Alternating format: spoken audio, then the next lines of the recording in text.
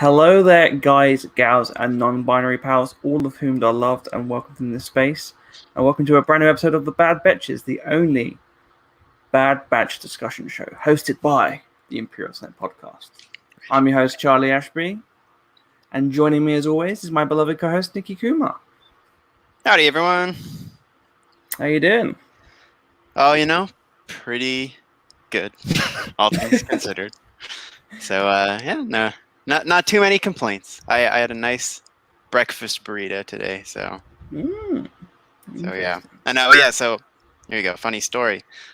To go collect this breakfast burrito, I had to go outside, and when I was there, I saw a guy with a cat on a leash, but then the cat was also on his shoulders. Wait, what? Like he is standing outside the little, I guess cafe, and look, he's reading a menu in the window, and his cat was just on his shoulder, like a little parrot. But how was the leash? Was the leash wrapped around? Oh, so he was holding the leash, and then it went up, and there was a harness around the cat, and I was like, damn, it's an adventurous cat. Because I'm picturing full-on Empire Yoda Luke. Yeah, it wasn't far off, honestly. Incredible. Yeah, just on his shoulder, what's the Star Wars version? I guess it would be like Hondo and his little Kowakian, kind of like that. Oh, bless. But yeah. Speaking of Kowakian monkey lizards, Claire will be on the show. She is running a little bit late because of other stuff, but we thought we'd go ahead and get started and talk about this amazing episode.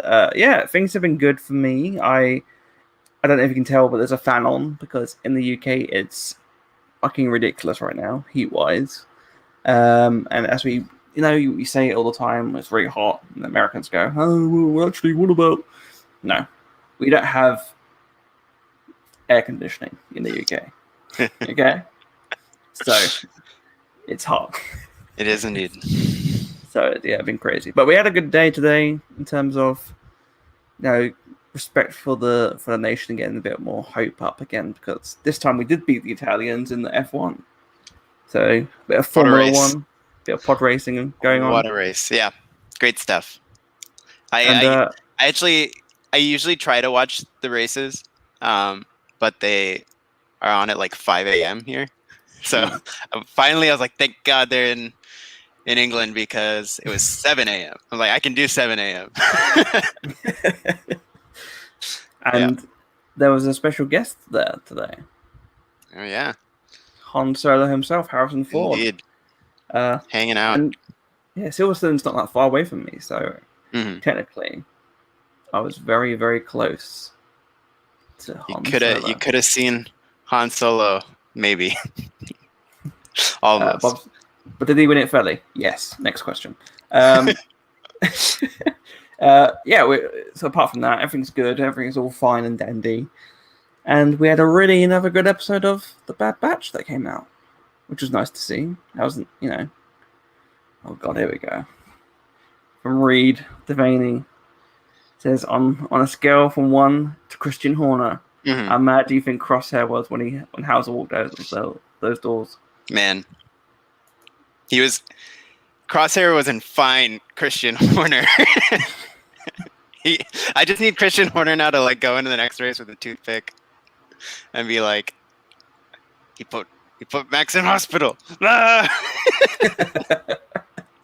Permission to hunt Mercedes. Yeah. Full on Christian from Crosshair. Crazy stuff. And as always, just to let everybody know, if you have any questions about this episode or just questions for us in general, please do ask us them, and we shall reply, unless they're rude or nothing to do. I mean, depends how they connect to the episode, but we'll try and answer as many questions as we can. We do accept rude questions if they are rude in the sense of, oh, naughty. Yes, and the episode, don't just ask us private stuff, because that's weird. Unless the weird that's for stuff Patreon. That is a Patreon exclusive. Yeah. if you haven't watched the show before, what we do is we go through the episode with specific points that we've picked out, and we talk about those in chronological order, or we try to go in chronological order, but sometimes we like to jump ahead because, it's fun. It's fun to talk about stuff. So yeah, why don't we just jump right in and start at the beginning? What we have here is Syndulla's in shackles and on free. Ta-da! Proud of that one. There we go. Yeah, I mean, we didn't know specifically if he had died last week. We had a bit of discussion back and forth about whether that wouldn't interfere with the Lords of the Sith book. Looks like it doesn't. All is well. First things first, though. Show me a body. Yeah. Like, it's another great one of those, because I don't know. Like, yeah, I mean, is Rampart the guy you want to be taking the truth from? Probably not. So I'm curious. I'm curious what he's actually like. If he is actually recovering, or if they are intent on killing him or something, or do Twi'leks have like particularly strong skulls? Because let's not forget, homie got sniped in the head. If he is still alive, that is a miracle. I will say the two things that to me feel like he is alive is one. I feel like if obviously Rampart gave the order, right, and planned it out. I feel like if anyone could snipe someone in the head perfectly enough that didn't kill them but seriously harmed them, it's Crosshair. That's true. And two, Matt Martin seemed to suggest that he's okay. Yeah. And was like, hey, everyone, looks like you got angry for no reason. Yay! Isn't that just the fandom in a nutshell? Yeah, absolutely. But yeah, no, absolutely. That reminds me of like in John Wick, where the guy's like, you gotta make it look like I didn't help you. He's like, shoot here and shoot here, and you'll miss all my things. And John's like, baby, and gets him. So yeah, Crosshair can do that. And it also, I guess, emboldens Ornfrey Tar and his his faith to the Empire, and two, his aggression against Cham and the outsiders. So yeah, I do think that he was shot in the head and somehow just managed to survive. Yeah, as Chad says, just grazed his ear. There we go. Bonsoir. Yeah, just a flesh wound. So yeah, I thought that was really cool. We get to see the Syndullas all in prison under lock and key, and we see a bit of apprehension on one of the clones' face. It's Captain Hauser, who, as we know last week, had a interesting look about him, considering that, obviously, as we know, the clones so far seem to have been brainwashed. Mm-hmm. Yeah, it just keeps setting up the interesting question of like what exactly is like the state of their free will, and like how many are still just going along with it? How many, like, what does chip activation fully mean?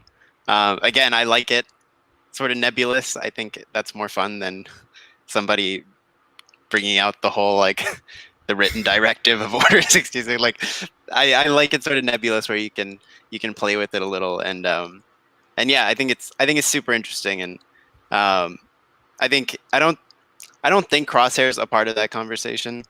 I think it's shown the degree to which they overzapped his chip. I think he does stay a bit out of that what is the free will conversation. But yeah, I think it's super interesting, and I hope Hauser's story is one that continues. Yeah, because I don't think the Empire are particularly nice to the prisoners. No. And yeah, I think, I don't know, I feel like, I don't know, especially with a lot of speculation around whether or not Mama Syndulla would make it out of this episode. And the fact that she is still here makes me feel like we're not done with them. Like, whether it's in Bad Batch, whether it's in the next season, whether it's just another story, another time and place, I feel like there's a lot more to happen with Ryloth. And Hunter sort of had that lingering look at Hauser. I wonder if Hunter tells Rex that there are clones out there who are making decisions, and if that leads to another story, maybe Rex tries to help him. So yeah, I just thought it was really cool, and how it just keeps building this conversation around what are clones capable of in terms of what the chip does to them. Yeah, because there is so much you can delve into there. Like, is there free will?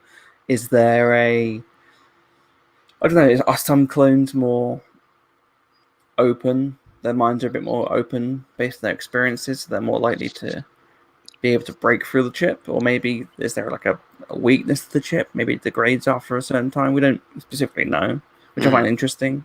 I don't think it was perfect. I don't think every chip was we saw that with Fives, for example. We saw that with and Tup. So there's definitely like backstory and history towards that may suggest that. So I'm interested to see where they go, because and we'll get into that later about the other clones, but we do see a few others who gave up their weapons.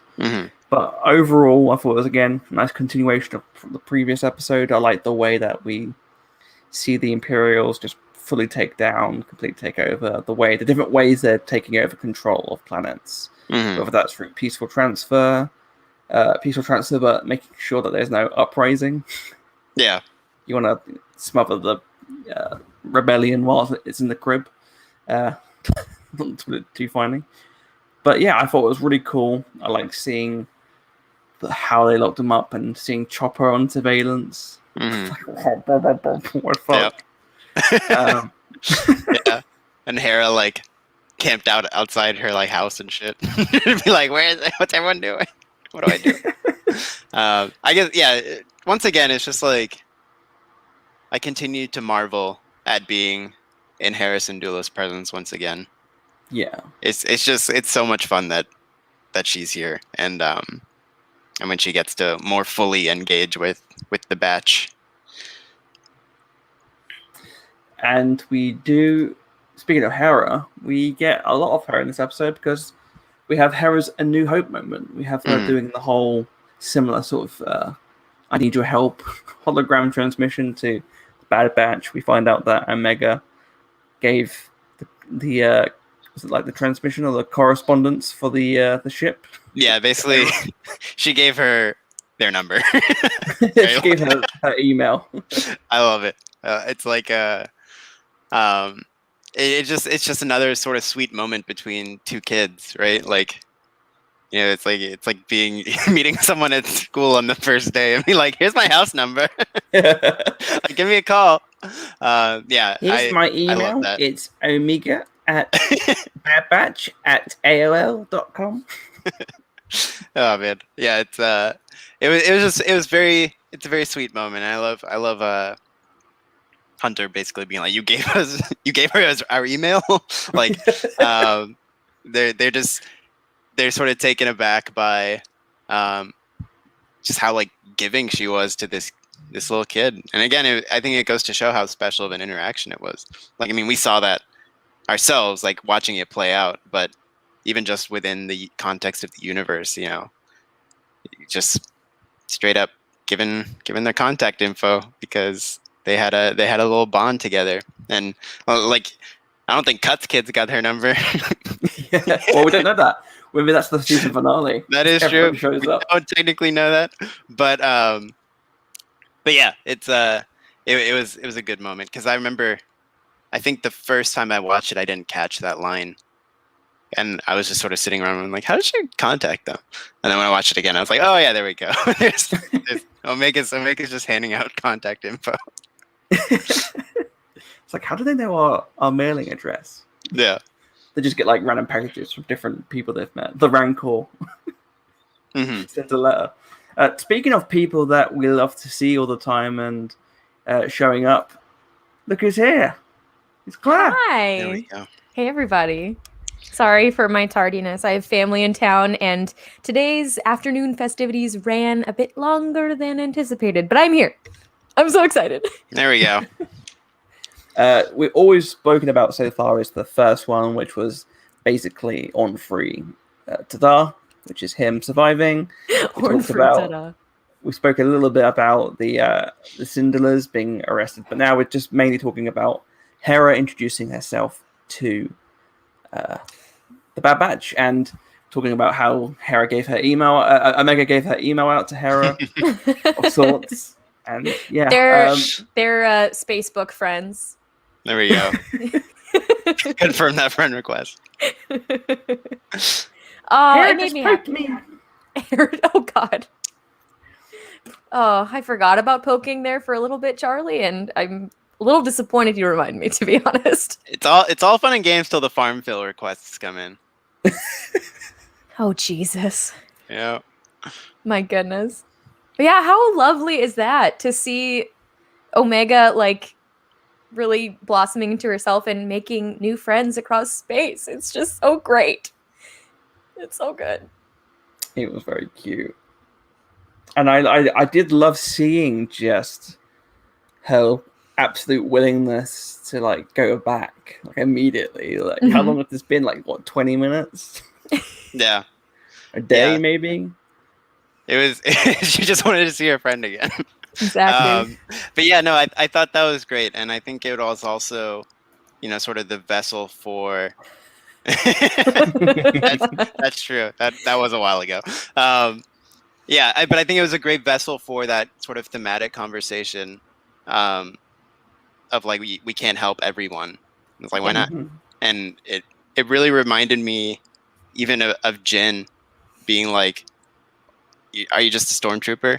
Like you have the choice to do this, and it's like, isn't that what soldiers do? And it's like, or are you just gonna be, this thing designed by the Kaminoans to fight whatever mission you're told to do? It's like you can have a purpose now, and I liked how that kind of resonated with Hunter, that he agreed to go back after that little line from Omega. So good. There was that, and also like you said about Rogue One, but also it reminded me a lot of the Clone Wars and like the Jedi having this sort of like dogma and having to go through the Senate for specific missions, and we can't get involved in here because it will ruin the neutrality. Like it's people are dying, right? That's what really should matter, and I feel like it reminded me of this as well. Like the Republic obviously had their jurisdictions, and the Bad Batch were probably used to those jurisdictions, and like this is what we do, this is how we do it. We don't just go off. And Omega has that open mind of being like, well, why? Yeah. And then I guess you have to ask a question. There is no particular reason why. Like, just because it's always been that way doesn't mean that's the right way. Fresh set of eyes sometimes helps with that. So yeah, her ability to like see through the bullshit and cut the red tape, which is funny because again, it's like red tape was introduced to the Bad Batch in this episode or in this series, because like when we knew them before, they were the ones being wild against the regs, right? And now it's funny to have Omega now be that to them and challenge them on what they can do and what they should do, when before they were, of course, the very independent ones. So yeah, just great stuff in that little scene. She was the baddest batch of them all. Damn right. Truly. Brent says the disappointment animated on Omega's face at the moment was so good. It really read to how Hunter responded to her question there. Yeah, I agree. I thought it's really great how Omega keeps pointing out these things. And I did see some conversation about the Bad Batch not learning. I don't think that's necessarily the case. I think it's different like comfort zones that they have to cross and bear. It's not that he doesn't care about other people, it's that he wants to protect Omega and his brothers. He cares too much about people. Yes. Specifically his people. Yeah. And yeah, I also did love the tech line where he's like, kids are known to over-exaggerate. And Omega's like, no, I don't. that was another great just kid moment. I always love how well they nail that she's a child still. They get so many of the little things right about that. And yeah, the point about them not learning is not the case. And like you said, they're like, these are very specific barriers that are being broken down little by little. And I think what's interesting as well about the child thing is that, in a sense, they're children too, because these are people that have been artificially grown and aged extensively, and they've had experiences, but they haven't really had life experiences, which is what the show is about. And like, they never had like an average like place to stay. Like, they even mentioned in the first episode, like, they don't go to Camino that often. So this is them learning as well. Like, it's them learning life stuff. Like, they may have read the books, but it's like we say, you have your your knowledge skills, and you have your real life skills, and sometimes you can't just read a book to get those. Exactly. And like having the choice now to pursue what they wish to pursue, because they couldn't even go home, not because they probably didn't want to, but because they didn't have a choice. They weren't allowed to choose. It's weird to suddenly have freedom and get to test your own morality on firsthand. It's a different experience other than go do that, or choose your own adventure. Exactly. Yeah. Yeah, it's so different to have mission parameters versus you're just living now. Like, and you get to do what you want to do. And yeah, I think it's a very like interesting part of the show, and how Hunter's been the one to take that sort of, this is our life now, and channel that into, I have to be cautious now for the rest of them. And yeah, and we can talk more about that at the end of the episode, because that's sort of the point Eleni makes to him later, is like, pretty soon no one is going to be safe from this. And I watched the first part of this little arc earlier, and it just made me sad again when Cham's like, I don't want this life for you, Hera. Oh. It's like, that's all she gets. Yep. Oh, that's her future. And yeah, so it's a big theme, I think, for this show, and I also sort of Star Wars in general, of everything will come back, right? Like, you can't protect everyone forever. So yeah, especially when you think not only that, but also like, based on, we don't know for sure, but I'm guessing maybe the person piloting the Ghost in episode 9 might be Jason Syndulla. So it's not only just Hera, it's also Cham's grandchildren who have to deal with this. That's so sad to think about, because like in his mind he was so close, and Ryloth was so close, but he doesn't realize. Just it never ends. Yep. Well, supposedly Rise of Skywalker, it all ends. We're all good. Nothing bad's gonna happen. None of your great progeny will experience it. I love when a war ends and war never happens ever again. Exactly. Yeah, I love when that happens. works, right? Yeah. And there were no more issues. Yeah, like, I really did love seeing a bit more of that. And then we see Hera and the Bad Batch meet up. They do a little reconnaissance mission, and they find out that the person who is on Ryloth with them is Crosshair and the elite squadron, which has Hunter like, well, we're going.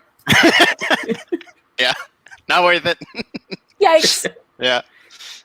I also loved his little probe droid takedown. Yeah, but he's like BRB. And, yeah, that was super cool. But yeah, I thought that led to a really, again, like a sort of sad conversation when he basically straight up tells Hera, he's like, yeah, I said we'd have a look, and sorry. Which is, a tough thing to tell a kid. And I loved again, I felt like this episode was really a lot of Omega stepping into her power, because even just the way she sort of like affirmatively was like, they're my brothers, and it sort of showed this way that relationships change. Like, she's not really looking up to them like a kid to a parent, and it's like she now feels like at their level, and I think that's a really important step for her. Exactly. It's so funny to watch that relationship. Well, not funny, but it's been very interesting watching that relationship change over the course of these last 12 episodes. And also, not only does she feel that way, she proves that she is right She is worth her salt and can hold her own in every sense. She is a member of the Bad Batch by all standards, and she can hatch a plan and execute it and think on her feet and just be the perfect, amazing little child soldier. Yeah, right. Our beautiful, violent baby. Our little child soldier. Oh, here's a cute little child soldier. Oh, that's a good Hasbro figure, like My Little Child Soldier. Oh no. Oh god. Hopefully they don't have little shamrocks on their butts like the My Little Pony series. That's just automatically what I thought of. One of them has a US flag. Oh no. I hate myself. I'm done with this. Five says 5 on his ass. His little tattoo. I mean, aren't all clones technically child soldiers? Yeah. Yeah. They're all youths. Oh, that's yeah. Youths. Oh my god, yeah. I Good lord. Oh, this is a good point. Oh yeah, go ahead. From Brent. Omega does remind me of Newt in Aliens. Oh. Mm-hmm. I need to rewatch Aliens. It's the blonde hair, right? Yeah. Yeah, another just sort of small thing that I really loved. I love how like menacing Imperial Crosshair's helmet is.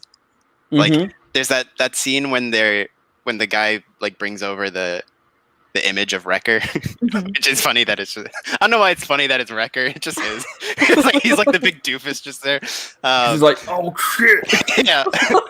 And I love the way Crosshair like scans the area. It just felt it just felt very like menacing and like he's out there, and it reminded me of that beginning of Rogue One Death Trooper shot where he's sort of like just looking out at the horizon.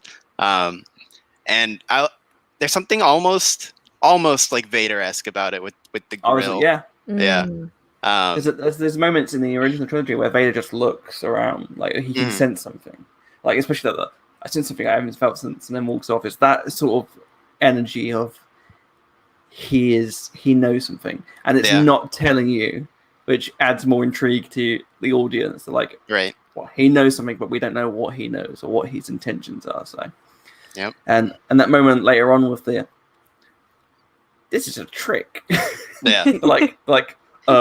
Yeah, dipshit, they're coming over there. He's like, no. Of course we're gonna go over there. They're bombing that thing. That's what they're attacking. He's like, you guys. He's like, why am I blanking right now on his name? Smoking a cigarette outside. Ben Affleck just going. Amateurs. He traded the A-Team for Police Academy. Exactly. But yeah, no, it's why it was such a good decision on the sort of show's behalf to split them up like that, because you have a team with all the tricks, and then you stick someone on the bad side who knows the playbook. And we saw it with the Braca episode, right? So whenever Crosshair knows they're around, like he knows to be extra on guard. Because they thrive on unpredictability, and they don't know how to deal with that.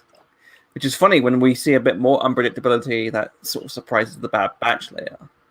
And I just thought it was really interesting with the flight sequence when they get on the ship, and this is it. That text quote: "Yes, your dangerous and erratic flight behavior is confusing to them as it is." Oh, I full on belly laughed. That was so good. That whole part was great.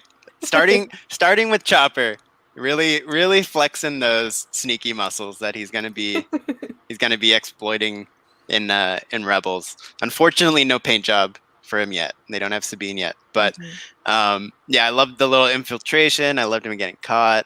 And then Omega again, like Claire was saying earlier, Omega's ability to like think on the fly now. And I loved her line. She's like, "Bitch, we're taking a shuttle." He's like, "We're taking that."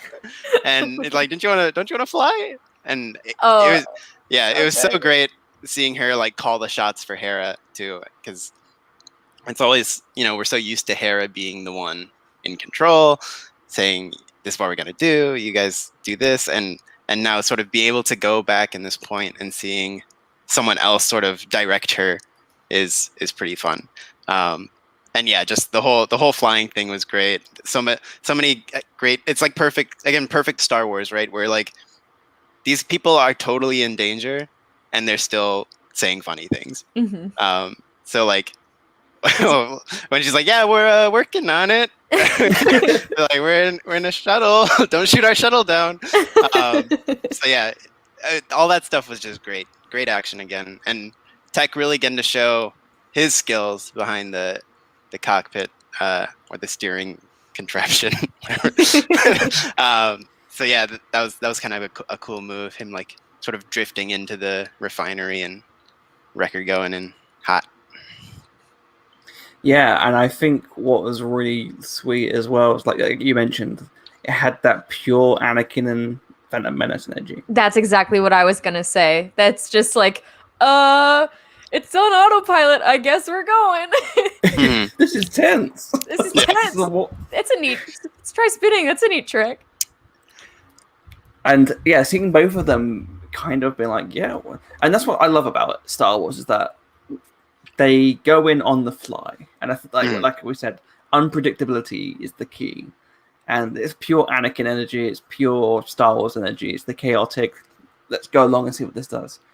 But also, it's not just them doing it by chance. It's also talent and skill. And I really loved how Omega is using her skill like tactician and trying to like plan things ahead. So we get to see a bit more of that, like you said, when she says get the shuttle and break, and because poor Chopper got caught. Not before he, as Bob says, the killing spree has begun. He murders that droid. Taste of blood. He's a grizzled veteran. Yeah. He is. I will say too that I know it happens in Rebels a lot, and we've seen it before. But every time Chopper takes his two little arms and goes, it just makes me laugh. Yeah. I just love that we got another moment of Chopper getting caught and just being like, Chopper's arms are the best. I also love, I think it's the episode with Ketsu when he's being like dragged in by the whatever the tracking beam thing, and he gets his arms and goes and like covers his eyes. Yeah, his arms rock. But yeah, I also I love the escalation because again, like Omega's seeing the big picture, but I love that sort of like the escalation between you send the droid in quietly, or we steal a shuttle and blow the fuck out of everything.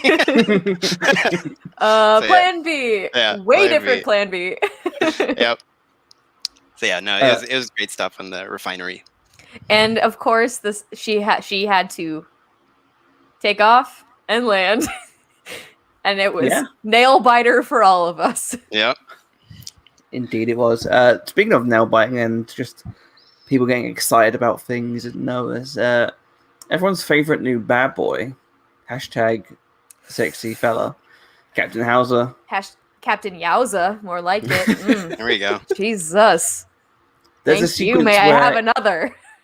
he is interrogating, or not interrogating, but he's asking Cham for Hera's location or a potential location for Hera. And what I liked about that sequence is that we still don't quite know where his loyalties lie. Mm-hmm. And you can't blame Cham for being outspoken. And I like that because it really does build up till later on when we have that big moment.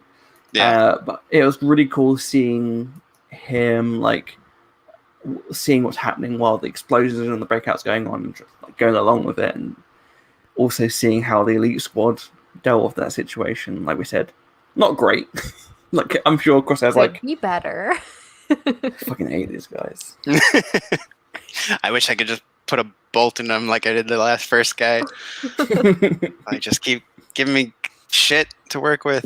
Yeah, no, the Hauser stuff was really good because it's even if we want to believe him, Cham can't. And so that just sets up a good, again, just good conflict between between these two groups. Yeah, and not only the two groups, but also like I guess the push of the clone troopers in general. We got the idea of the clone troopers themselves. Then you got the push to the brink clone troopers with Crosshair, and then it's the idea of just do the normal troopers work because it's a big issue. King George VI. I'm glad you're pulling this up. Seriously, I don't think House's story is done. They built him up for a lot in the story to just essentially end off screen. I feel they have left him available for a future reappearance at some point. Yes, yeah. I agree. And why don't we just jump to that because it's a key point of the episode. And that's House's sacrifice and hope for the clones.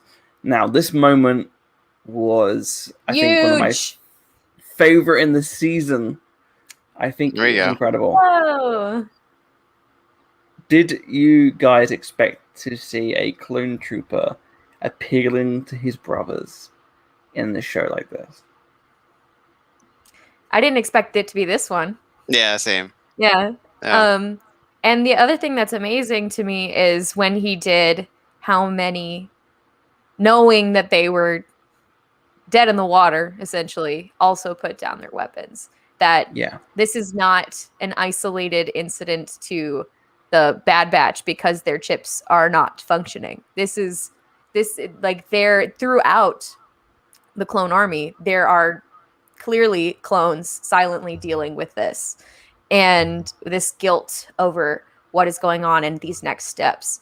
And eat your heart. I mean, obviously it's a bad move because like treason, and it usually doesn't end so well for people. But I think that it's very possible that we could see him again in this season or when Rex comes back. I feel like he could be like, when we meet back up with Rex, like, hey, there was this clone who wants to defect. We should break him out, blah, blah, blah, blah, things like that. I think that there could be a really good opportunity to get Hauser and the rest of those clones, those faceless clones that put their weapons down in this episode. Oh, it just pulled at my heart because it was just so hopeless, but he had to do what was right and protect Cham, even if Cham didn't trust. Oh, so good. So good.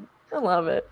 Yeah, we talked about it a little bit earlier on, in case other people weren't tuned in yet. Like I think, like for me, the real kicker is not seeing the mom die, which is big because to me that means there's more Ryloth. Whether that's Bad Batch or whether that's something else, whatever, a comic, a blah blah blah book. I feel like that means there's more story to be told. There's untold. Yeah, there's still stuff on the table. So yeah, I think and again, Hunter's sort of lingering look before they left, that also told me things. I feel like that's gonna be on his mind. And yeah, like Rex, I think he could tell Rex, and Rex could try to help Hauser, and I think even a long time ago, way back with episode 1 of the Bad Batch, I think we talked about this idea of like, what if a clone rebellion is part of this end game for this story, right? And so you have all these things of all these pieces of Rex trying to find people, Rex originally coming into the show suspicious of every clone, right? And now you have this outlet for clones to say, or for the Batch to be like, hey, we saw people like straight up defy the programming, and what is that, like, there's something there. So yeah, I think it's definitely on the table. I don't think Hauser's done. I think we will see him again. I hope not. Hope we get to see his handsome mug again. He's not only hot, he is brave. He is. Oh my God. Because he's a perfect 10 on every category. Come on. They were like, come with us, and he's like, no. It was sort of like, not to call Avi Singh a coward because he's brave in a different way, but it was very similar where he's like, I can't leave my people, and they're like, no, you gotta live to fight another day. But Hauser was like, I will not abandon them. Like they are they're a lot of them are good. I know they're good, and I gotta try. So And yeah, it was. Oh, God. Yeah, sorry. I think that, like you said, that line and the Mega's line combine in Hunter's mind, because it's the idea of, yes, they're like before, like they're like, oh, just Regs, whatever, all about them. Now it's they are family, We're brothers. and we don't leave family behind, or we shouldn't. So I feel like, is that going to push him in that direction? Is that what that lingering thought was? And specifically, is that I should not leave Crosshair behind? And that is what I feel like the finale is going to be, and that's what it's going to build up to. And I'm really nervous and really excited at the same time. Especially considering things that we will, I'm sure, touch on in a little bit as to Crosshair's direction coming up. Because I have the biggest pit in my stomach thinking about the journey that we're about to go on for the next 4 final episodes of this season. Yeah. I think it's a big deal that, that Hunter. When he's, there we go. It's true. 10 points to Hauser. 10 points to Hauser. But yeah, I think it's a big deal that Hunter, when he sees Crosshair or knows Crosshair's around, not just to protect his little family, but he doesn't want to get Crosshair. He's like, avoid, right? Like there is, we saw it earlier in the show with the guilt, like the latent guilt of we left him behind, and they know through what Omega's told him and what they know about the chips, and there's that guilt of he didn't choose this and we didn't help him, and I think that's really interesting that Hunter still does not want to confront him. This isn't a he's after us, we got to take him out. This is he's after us, let's see him later. So yeah, I think that's super fascinating, and I think we can get into sort of theories on what is going to happen in a bit, but yeah, I think it's a really cool dynamic, and yeah, just the shifting perspectives of how they see Regs, how they see each other. Yeah, and with the clone uprising, I feel like it's definitely going to happen, and we will see some clones fighting clone action, which will be obviously devastating. Yeah, and especially because we know that it doesn't work, and that's the sort of stuff I love with Star Wars. It's that this happens at this point. Don't know how we get there, but we know it's not great, and we know it's certainly not. We know Anakin becomes Darth Vader. How do we get there? Prequel trilogy. Pain. You're like, I know I'm gonna be real sad at the end of this. And you know that there is that, Rex is very despondent and sort of like, I'm out of action. We're just gonna go fishing.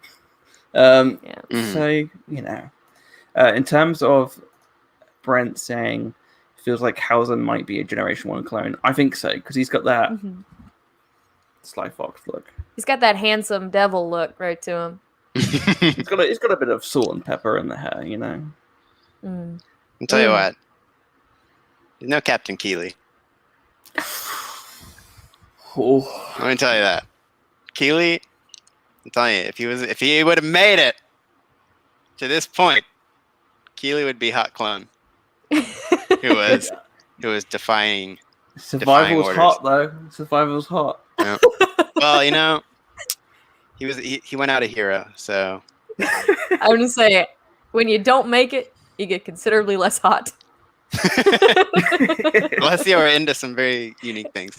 Yeah. I also like the idea of your loved one dying and then being like, ugh. But I gotta tell you, talking about surviving, I was waiting for that sniper bolt to hit Hauser during his speech. Oh, no. So it's like shout out to Crosshair's constraint for arresting people and not just sniping them. Growth, There we go. You say the Bad Betch doesn't grow. Look at Crosshair. Look at him, man. The guy. He went from missed. killing. Yeah. He missed in this episode. That's weird. We'll talk about that. But yeah, he usually likes to shoot the people. He shot his little recruit for disobeying him, and now he's seen this guy clearly starting a insurrection. He's like, you know what? Lock him up. Yeah, We'll 'cause wait. it's like, has he got a different sense of right and wrong that we don't particularly know so far yet, which we'll get into in a second? Or, as we've previously discussed and seen in this series, is the Empire just cheap? Is he like, not worth the bulk? Is it from a certain point of view story about the logistics of firing at the escape pod in A New Hope? That's what it is. Yeah. Like, I'd have to file this paperwork and that paperwork, and this department would be up my butt. That's not worth it. He's not the one processing anyone, so he's fine just taking prisoners because that's someone else's job. So he's like, just take them. Someone in the other department's gonna handle their paperwork. It's a sideburns dude from A New Hope. Where are you taking this thing?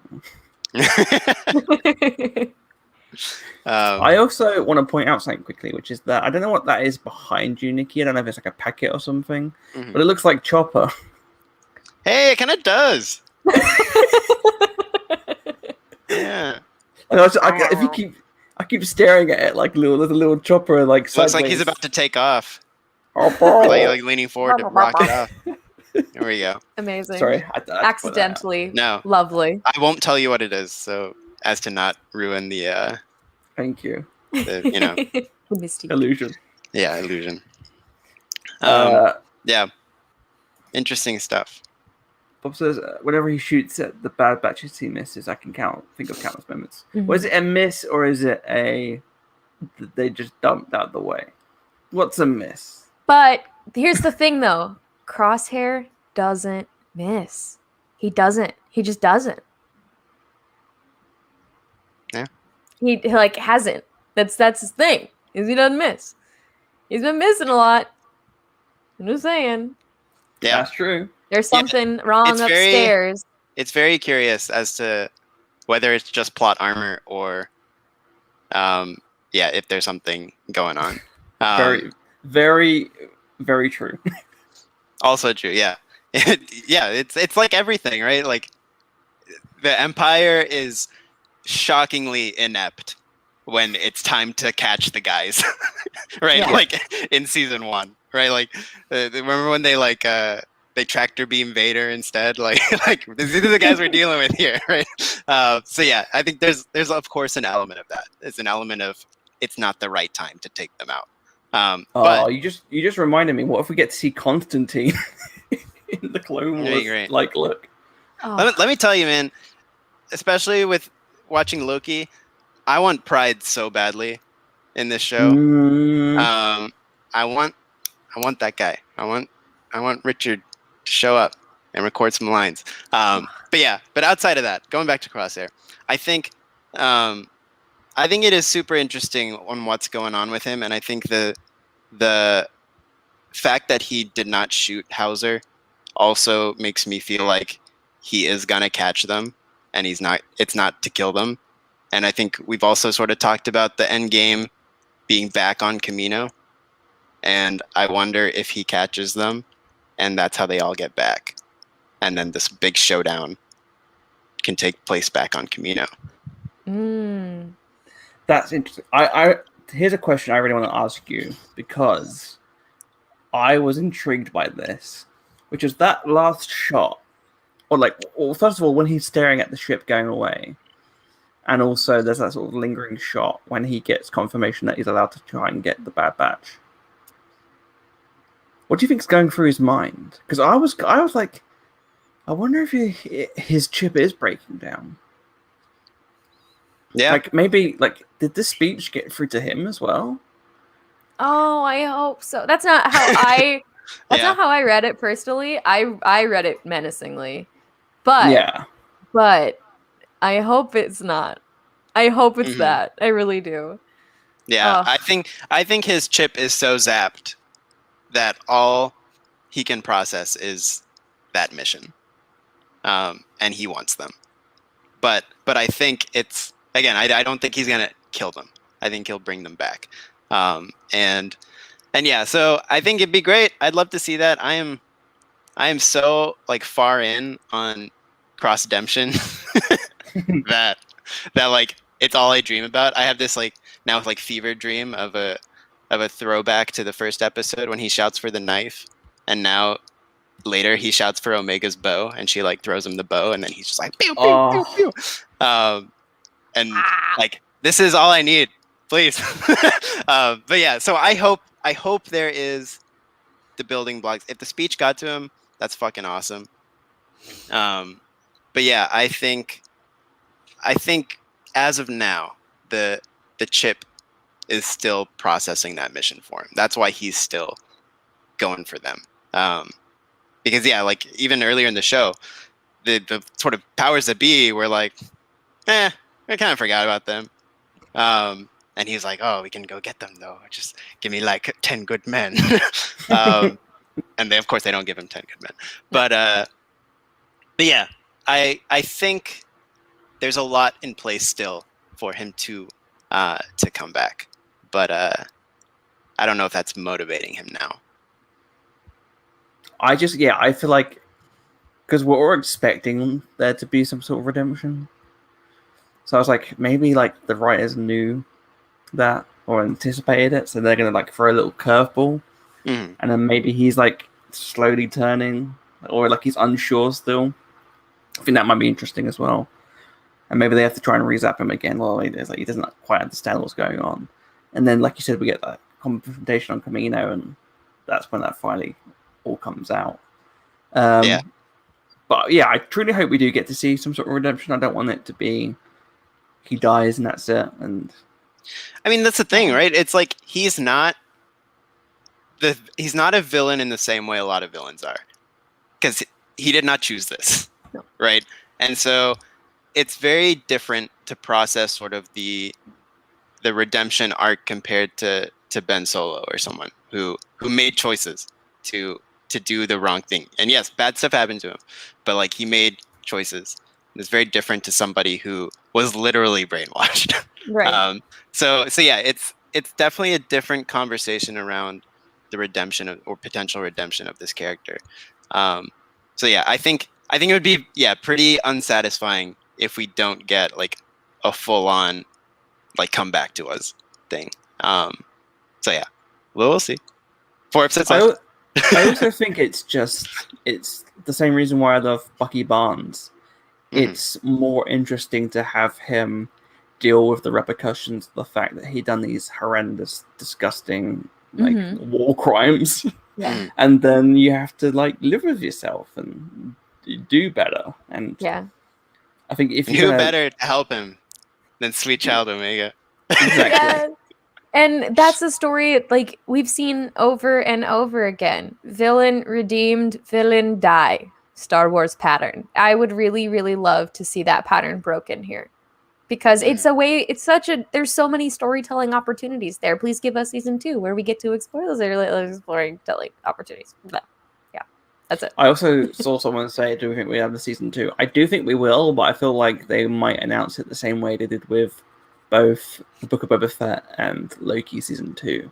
Yeah. It's going to be like a post-credit thing, and it'll be like the Bad Batch will be back. Well, the Bad Batch will return in season 2 of the Bad Batch. Another thing this isn't sort of like independent of season 2 conversation, but just thinking about how much story is left with Ryloth, I was thinking about how great it would be if animation could do these like special event series where it's like just hit us with like a 7-episode arc of like just a little story, like a Ryloth story, where it's just like a few episodes. I thought that'd be cool. So it's like you don't always have to like smush it into Bad Batch season 2 or whatever. Like you could just tell an independent story. Like, or at the very least, a series of like hour and 15 minute mini movies kind of deal, like the premiere of Bad Batch was. Yeah. Which felt like a little mini movie in itself. Like you can tell a lot of those stories through that format. It'd be really cool. I think, like that.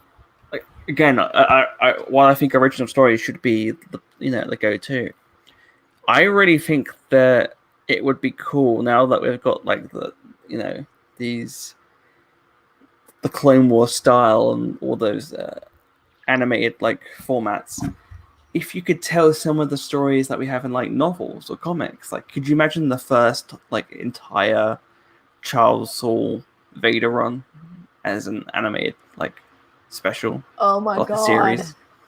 Him building Vader's castle and having like Momin and like the Clone Wars style. You want to give more people a chance to get mad about slight changes?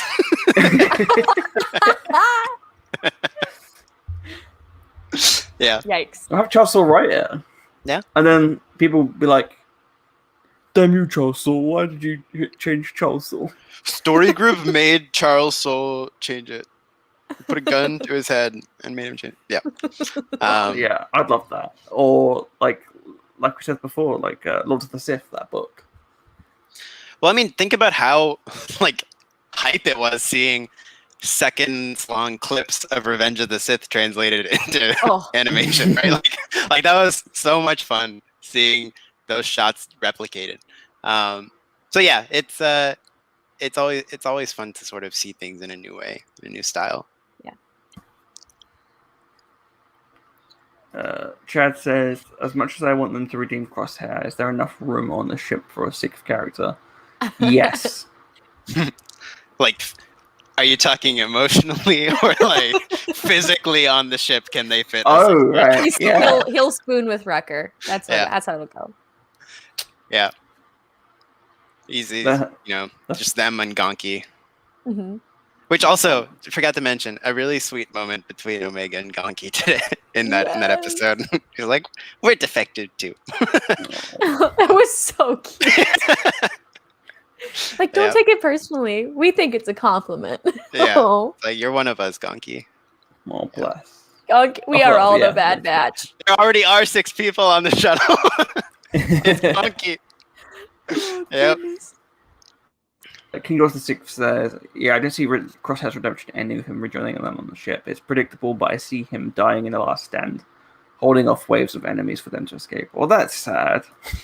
I think that's the thing. It is predictable, so I think no one really wants that.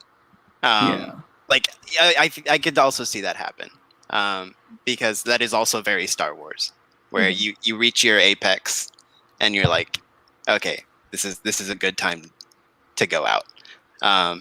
But yeah, I think there's so much potential in continually mining these characters and showing, if there is a season 2, showing them repair that relationship. I think that can show some really good stuff. It would be a major mindfuck. What's that? If the series ended on, well, looks like we have to activate Operation blah blah blah or something, and then they go doo, doo, doo, doo, open the door and you see like smoke and it's like a surgical room. And he goes, him? Are you sure about this? Yes, we have to activate the project. They press some buttons, you see some electrodes stop, hear some boop boop boop, and then you just see these little legs go. A few of them, and they're all metal, and there's even more metal than man, or should I say man?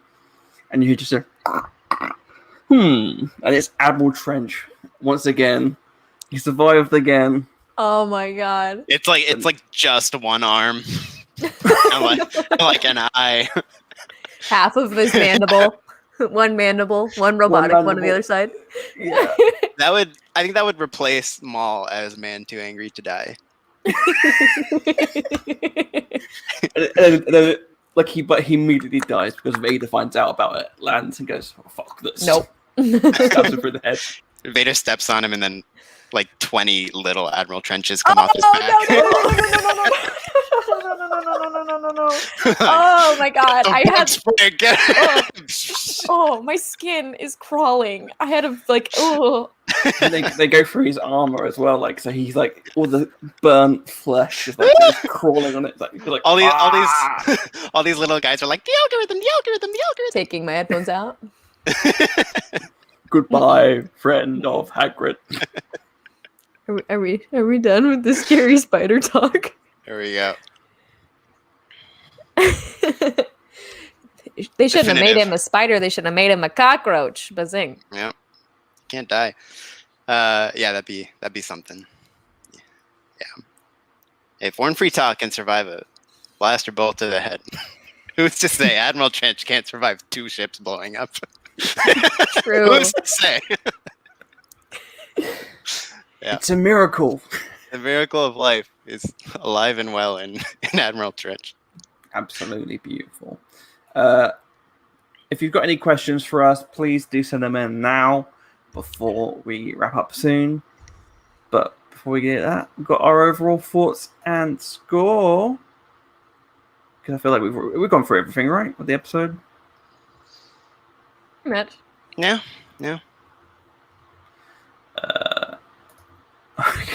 Just the Six says, please no more spiders. Why couldn't it have been a butterfly? Beautiful Blue stuff. butterfly. Why couldn't it have been a blue butterfly? There you go. We'd end up on Tython. And she says that I think Crosshair's redemption already happening. He's purposely missing his shots for them to escape, and I think it happened when he had a heart-to-heart with Omega. Maybe you can blend that in with Turbo's comment a bit earlier where he said maybe since Crosshair had his face melted, the chip decided to break down. I'm melting. Yeah, we still, again, this like the nebulous aspect of what the chips mean to each individual clone. Like, you never know. There could be something in on that. But yeah, let's go back to our overall thoughts and scores. I feel like Nicky should go first this week. But before I ask you, there is someone we need, and that is... Hey! Omega and Lula. All right. Yeah, I think if you've been here for the last hour, it's pretty clear all the thoughts we have on this episode. I think, again, just what a blessing to be in Harrison Dula's presence yet again. She remains just a fantastic character within the Star Wars quilt that is constantly having little squares added to it. Yeah, it's so great. Her and Omega were amazing together. Just really built off their relationship from the previous episode really well. I love the batch getting the job done once again. I really like the. We didn't talk too much about this section, but the Echo Hunter infiltration again. I thought kind of a fun follow up on the Raxus episode again. This is their specialty. They know how to do this shit. And I also love I loved Gobi being like, I didn't hire them. And like, Hera hired us. Like, what the fuck? It's like, how'd you do that? So yeah, I thought that was super cool. And then yeah, just so many intriguing things. Like, I mean, Charlie, you said the Hauser moment was your favorite of the series. I mean, that was a big moment for this show and for the clones and what we know about them, what we think we know about them in this time period. So yeah, just again, I'm gonna go with my very basic criteria. Was the episode beautiful to look at? Yes. Do I love the characters and the craft of the show? Yes. Do I have lots of questions? Yes. And did I just have a good time watching it? Yes. 10 out of 10, baby. Come on. Let's keep bringing it. Woo! Perfect. Claire. Hey. Yeah, I mean, this episode, building off of an excellent episode from last week, revisiting characters that I've been worried about, surprising me in some of the storytelling devices, which is always nice because I feel like, you know, sometimes things fall into a format that you can predict pretty well. In this episode, what I thought would happen didn't happen. And I like being pleasantly surprised. I really, really enjoyed watching Hauser and his handsome devil roguish nature being handsome and doing the right thing. Hot guys doing good always is entertainment for me. That gives it at least 3 points added on to the final score. Just kidding. But no, it was a really great episode. Omega is really shining in this one. I love girlfriend time. I love that their relationship between the two of them has that's you can see it blossoming to something that we might get to explore down the line, which I love. And they Omega, because of Hera, Omega's put in a situation where she's grown, and because of Omega, Hera has been put in a situation where she's grown, and that's always beautiful to see characters helping other characters grow. Good times. I really enjoyed this episode. And I'm really excited to find what these last 4 episodes bring for us, because I'm nervous, I am scared, and and things about to hit the fan, I think. So yeah, I'm gonna give this a 9.5. 9.5. And yes, my heart is full. We're getting closer. We're getting close to the perfect 10. One day. Gonna be finale, baby. That's what it's gonna be. Holding Gonna out bring for it the home. finale. Chad gave it a 9. Yeah, let us know what scores you would give the episode. Anthony has given it a 9.5. Woo, woo, woo. I personally was of the thought, because I was like, well, last week I gave it a 10, so I don't want to be too generous. I've got to be very critical. But I was like, throughout most of the episodes, I thought, this is a solid 9.5. I love this. But I've got a few bit of episode left. Then that Hauser speech happened. I was like, there is no way in God's heaven on earth will I give this episode less than a 10. Captain Hauser and those clones did not sacrifice themselves just for me to sort of, look down on them. So I'm going to give it a 10. I thought I really loved it. Again, I like that Lord of the Sith, that issue's gone. People won't moan about that anymore. That's a bonus for me, just to enjoy Twitter a little bit more. So yeah, I really love this episode. I thought there was nothing that really dragged it down for me. Otherwise, I would have given a 9.5. I truly thought this was a great episode. Builds up to things in the future, and yeah, there's nothing really. There's nothing that I didn't particularly like. Bob gave it. He said I'm more modest. I gave it an 8.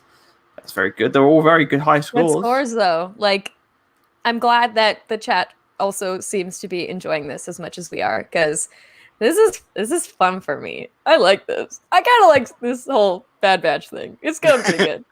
Remember that feeling that's nice when you turn on a cartoon and chill out and enjoy it? Right? Or don't chill out. There's a very tense narrative building. Yeah. It's fun stuff. Oh, Brent says I can have 4 tiers for a 10. Herring appearing with Chopper last week did it for me. Oh, there we go. Right.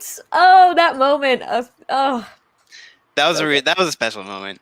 I think I actually yelled when that happened.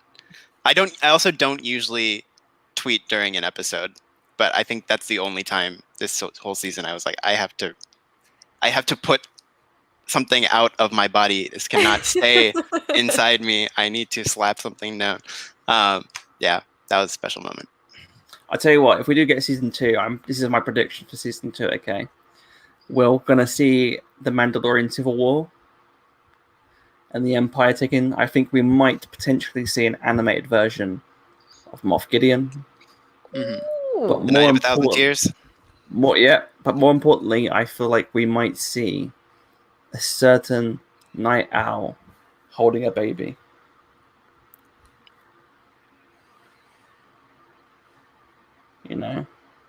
Oh, Nicky's going. He's gonna go. He's out. Yeah, that'd be wild. Dude, I'm telling you, man. I'm gonna say it again. General Pride. Show me. That'd be awesome. I'd love to see him. Me. And I want him to be super weird, doing super weird shit. Because, again, we love that scene of, like I served you in the Lost War.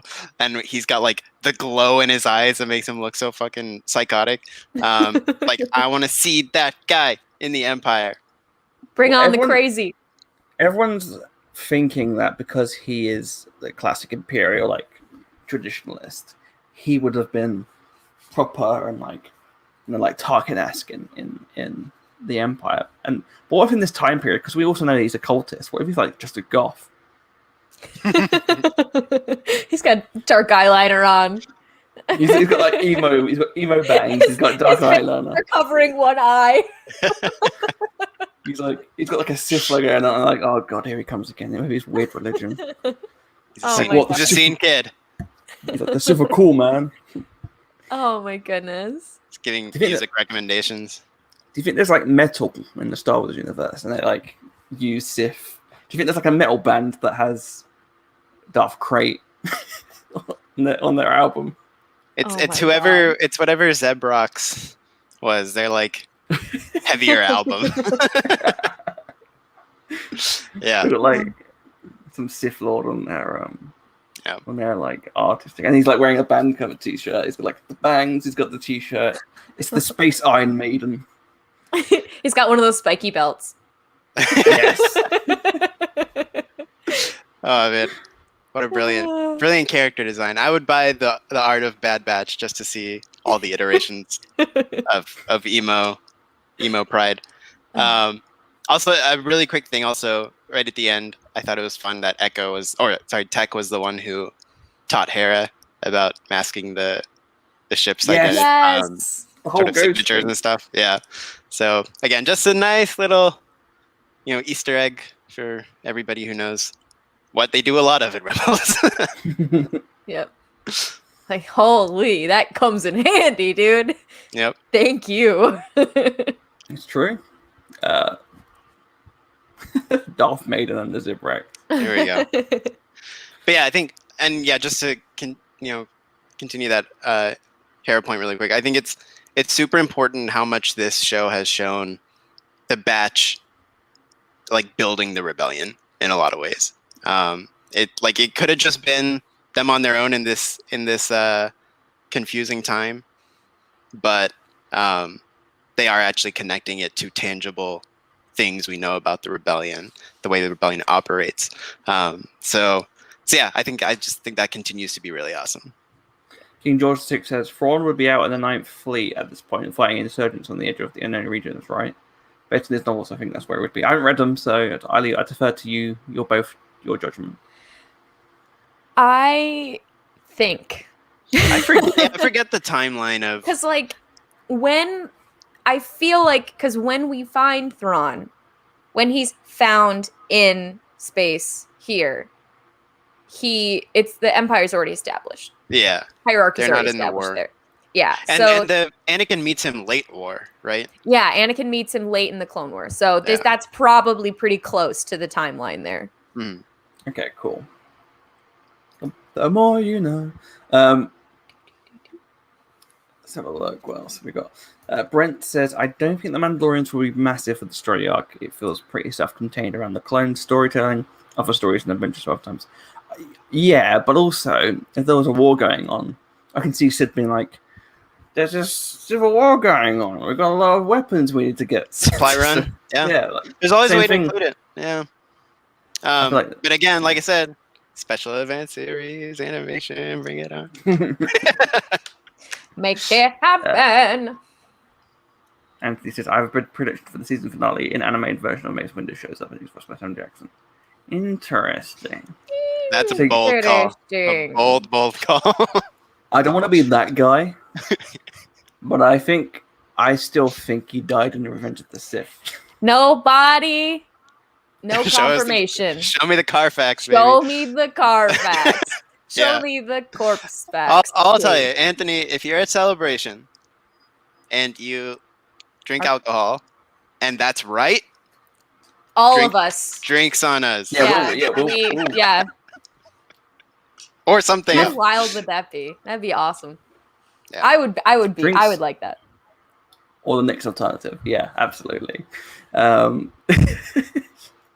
be awesome, though, yeah. I know Anthony did ask a question before as well that we didn't get. Here we go. If John and Dave came to you guys as Star Wars fans and asked for your opinions on who they should cast as live-action version of Omega and Hera, who do you choose? Who wants to go first? Because I've got my picks already. I don't know. You should go then. You should go. Yeah. Yeah. I haven't thought much So- about this at all. Hera, absolutely Vanessa Marshall. Vanessa Marshall, yeah. And Omega, I'm going to say it, Tamara Morrison.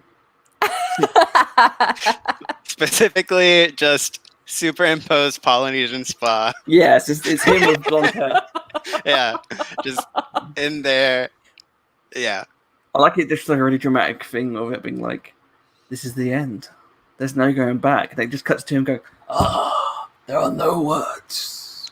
Oh my gosh. Oh my goodness. Yeah. That's always tough. I think Vanessa Marshall is the shout for Hera. Yeah.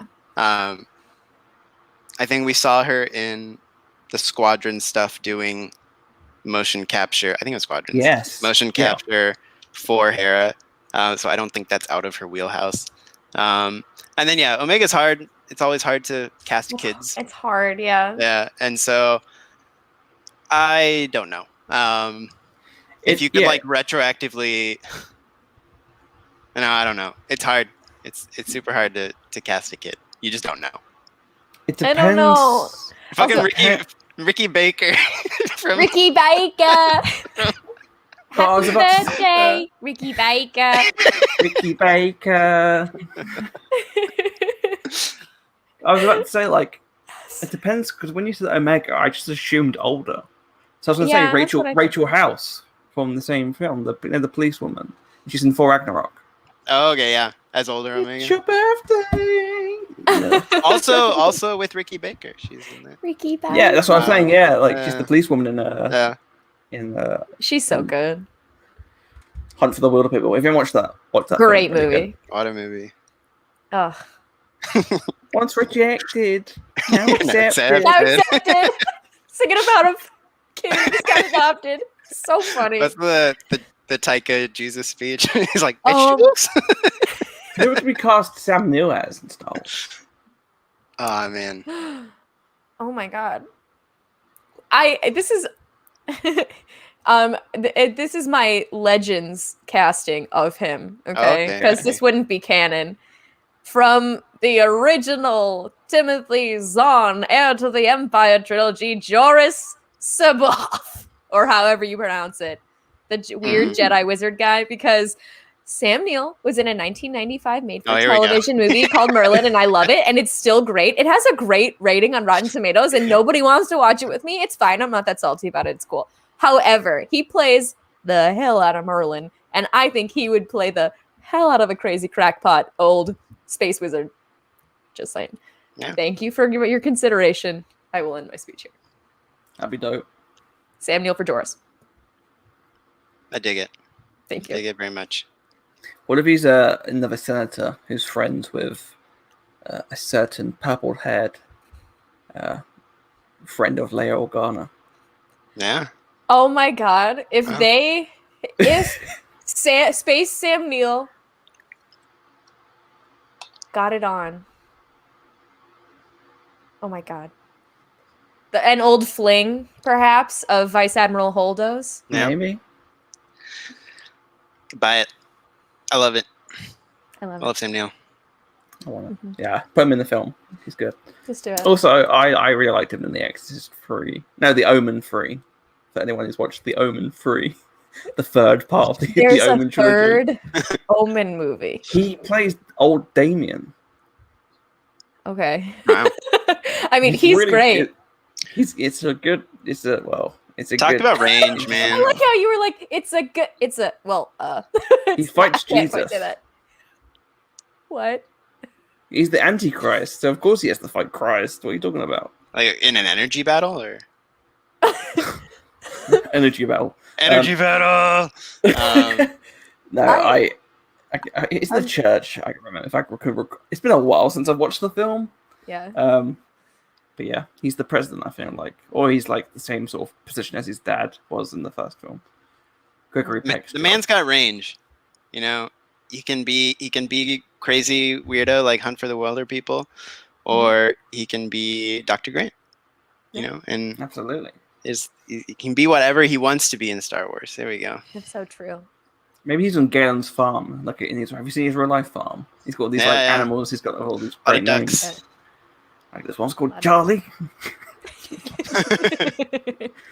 What an honor. Absolutely. Well, I think that's all we have time for. Thank you guys for your questions. We'll be back next week. But before we say goodbye, of course, we should plug our stuff. Don't forget to follow us on Twitter at Imp Senate Pod and on Instagram at Imperial Senate Pod. And don't forget, you can support the show by buying our merchandise or becoming a patron at patreon.com/the Imperial Senate Podcast. All links are available, found in the description below. Right. Let me just get rid of this before we get going.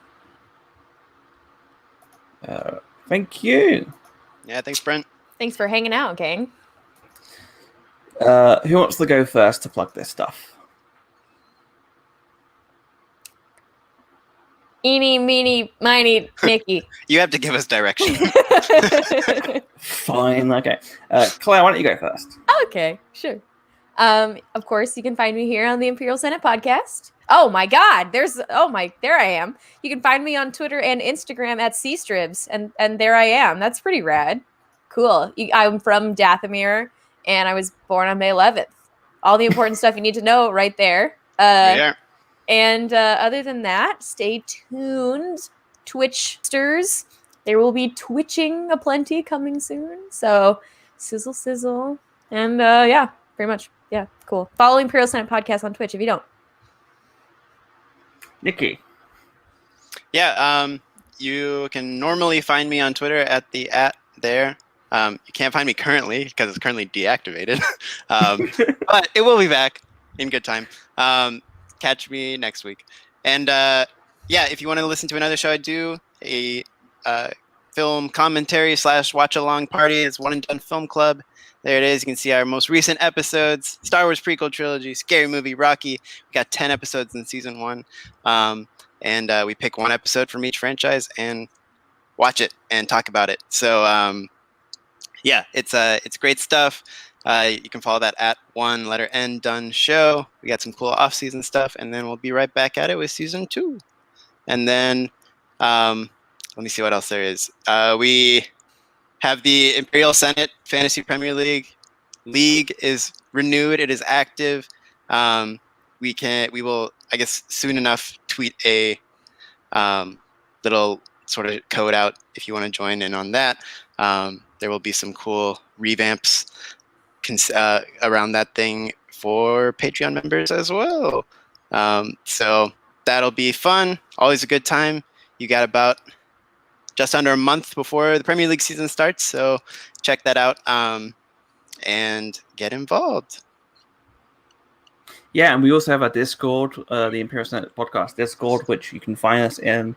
And there's a little sports channel where you can discuss all the Premier League fantasy stuff with us and, you know, battle each other, pick teams, give hints and suggestions and all that fun stuff. As for me, you can follow me on Twitter at CMWASHBY. And also, I have a link tree on my Twitter account. So if you go to my Twitter, click at my bio, and you have my link tree, which looks like this. There's also the link for it in case you just want to search for it. And yeah, you can see all the stuff. Got my website, the Imperial Senate Podcast, links there as well for you. I got the Charlie Ashby Network, which has the shows Pond Division, which is me and Ash from Rogue Podrun, talking about everything MCU based. We've just finished the Loki. We're going to record the finale episode for that pretty soon. We also have shows like Batman Returns, which is me and our good friend Auden talking about the Batman films. I'm also doing commissions for artwork and Photoshops in case you have a podcast of your own or just want to have a fun Photoshop. You can actually commission some stuff from me. So yeah, check that out. And that's about it. So thank you all for listening. Again, oh, here we go. Matt wants to know what gunner I have on my back of my jersey. I haven't got any on the back of my jersey, but I've got 2 gunners in my name. So there's a little fun Easter egg for you. There you are. All right, now the question has to be asked. If you have to get one person, and there is a right answer to this. You have to get one person. Who are you getting on the back of that shirt? Tierney. Bukayo Saka, my man. Oh, of course. Yeah. Oh, yeah, all right, calm down. All right, yeah, of course. I guess. For this kit, as what I was saying, the new one that's coming out, that's just gonna, of course, I'll get some. Great. Well, fun way to end the episode. There we go. I thought you'd be happy, Claire, with Scottish I support. am happy. I am happy. Gilberto Silva, that'd be a weird one to have. But yeah, why Throwback, not? baby. I'll get Canoe. Now we're talking. There we go. What a legend. King George VI says, I have Rooney on several shirts that I bought over the years. Good man. Hopefully Same. for teams he's playing.